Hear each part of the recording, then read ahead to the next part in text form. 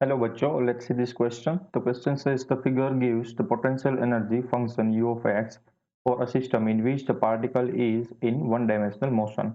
Rank regions A, B, B, C and C, D according to the magnitude of the force on the particle greatest first. तो हमारे पास एक particle है, उस पर अलग अलग जगह पर अलग अलग फोर्स लग रहा है, ठीक है। एंड उसके जो पोटेंशियल एनर्जी वर्सेस उसका डिस्टेंस का ग्राफ हमें गिवन है, तो हमें बताना है कि किस रीजन में फोर्स कितना लगेगा, ठीक है। एंड ग्रेटेस्ट फर्स्ट यानी कि हमें A B B C and C D के बीच का रिलेशन चाहिए, यानी कि उसकी कंपैरिजन करनी है, ठीक है। तो हम इस प्रॉब्लम में जो कि कंसेप्ट यूज करने वाले हैं वो होगा relation between force and potential energy, ठीक है। क्या होता है F is equal to minus D U by D X, D U upon D X, ठीक है। तो हमें जो ग्राफ गिवन है वो है u वर्सेस x का।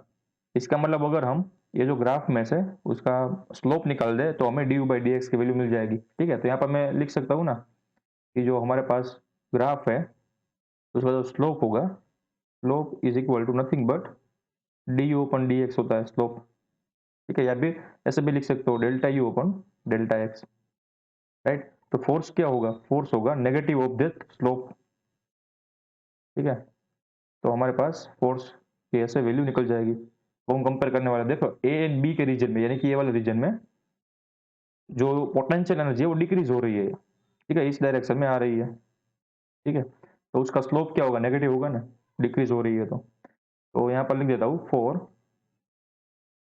ए to B region slope is equal to negative value, ठीक है। तो फोर्स क्या आएगा देखो उस केस में, तो force is equal to negative times negative value, इसका मतलब पॉजिटिव वैल्यू कुछ आएगी फोर्स की, ठीक है ना। इसका मतलब ये होगा जब पार्टिकल ऐसे बी तरफ मूव कर रहा होगा तो कोई एक्सटर्नल फोर्स उस पर लग रहा है, ठीक है। एंड उसका जो मैग्नीट्यूड होगा वो हम यहाँ पर ऐसे डायरेक्टली बता नहीं सकते, हमें कंपेयर करना पड़ेगा, तो हम बाद में देखेंगे, ठीक है। अब नेक्स्ट क्या है, बी से सी जाने पर, ठीक है।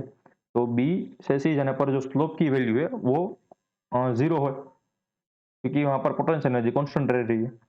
यहाँ पर लिख सकते हैं for B to C path slope is equal to zero है, ठीक है। इसका मतलब फोर्स की वैल्यू भी जीरो आ रही है। And C to D path, देखो सी से डी पाथ पर जाने पर जो पोटेंशियल एनर्जी है वो इंक्रीज हो रही है, ठीक है। तो यहाँ पर लिख सकते हो for C to D path slope है वो हमारे पास पॉजिटिव वैल्यू आ रहा है, ठीक है। बट ये जो ए बी में स्लोप था उससे ज्यादा है, क्योंकि आप देख ही सकते हो, ठीक है ना। ये जो ये वाला स्लोप है ए बी वाला स्लोप उससे सी डी वाला स्लोप की वैल्यू ज्यादा है, ठीक है। ऑब्जर्वेशन, ये kind of observation type he question है, राइट।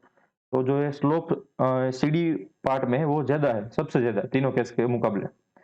एंड जो फोर्स की वैल्यू आएगी वो नेगेटिव वैल्यू आएगी, क्योंकि स्लोप पॉजिटिव है तो फोर्स क्या आएगी, मोर नेगेटिव आने वाले हैं compare to both of the case A B and B C. But हमें क्या पूछा, हमें देखो यहाँ पर मैग्नीट्यूड पूछा है, यहाँ पर कंफ्यूज मत हो जाना, ठीक है।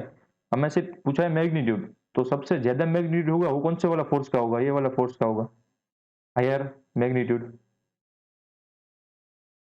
ठीक है।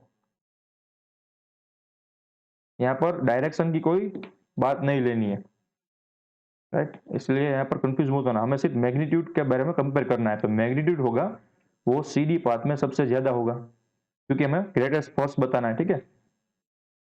एंड देन क्या होगा, देन हमारे पास जो मैग्नीट्यूड में फोर्स आएगा वो इंटरमीडिएट होगा ए बी पाथ में। तो यहाँ पर मैं लिख सकता हूँ C D is greater than A B, ठीक है। एंड सबसे लीस्ट फोर्स होगा वो कौन सा वाला होगा, जीरो ऑब्वियसली, ये बी सी वाला पार्ट, ठीक है। यहाँ पर आएगा बी सी पार्ट, तो ये हमारा आंसर आ गया, C D is greater than A B greater than B C, क्योंकि हमें मैग्नीट्यूड चाहिए था। तो ये हमारा आंसर आ गया। I hope you understood it well, best of luck.